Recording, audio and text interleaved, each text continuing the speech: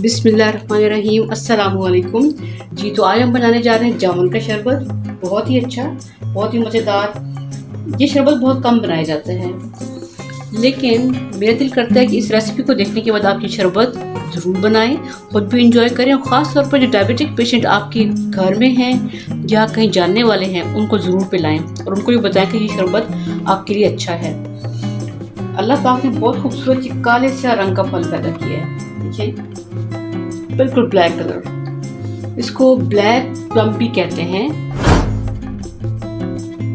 आपने इस तरह के जरा मोटे मोटे जामुन लेने और उनको इस तरीके से आपने इसका गूदा उतार लेना है। ऐसे गुठली नहीं निकालनी, सीड से हटाकर आपने सिर्फ गूदा निकाल लेना है। तो देखिए मैंने लिए हैं तकरीबन आधा किलो जामुन, जिसमें से मैं सिर्फ एक गिलास के लिए जामुन सीड ऑफ करके रखूंगी। आपको दिखाती हूँ कितने रखूंगी मैं।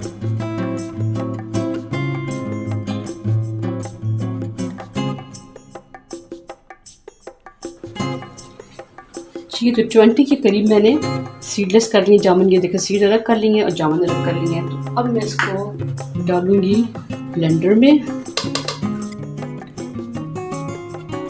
इसके साथ इसमें जाएगा जी 3 टेबलस्पून है शुगर और ½ टीस्पून है ब्लैक सॉल्ट।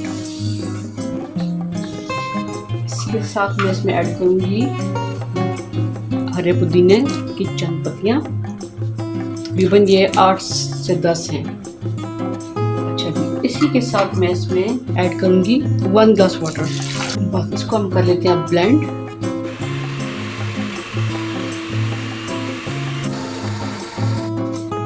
जी, तो हमारा ज़बरदस्त ड्रिंक तैयार हो चुका है। इसमें सबसे पहले हम डाल रहे हैं आइस क्यूब्स।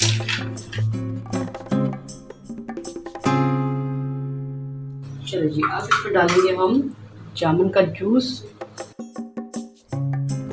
जामुन की तरह ही जामुन के जूस का बहुत प्यारा रंग आया है।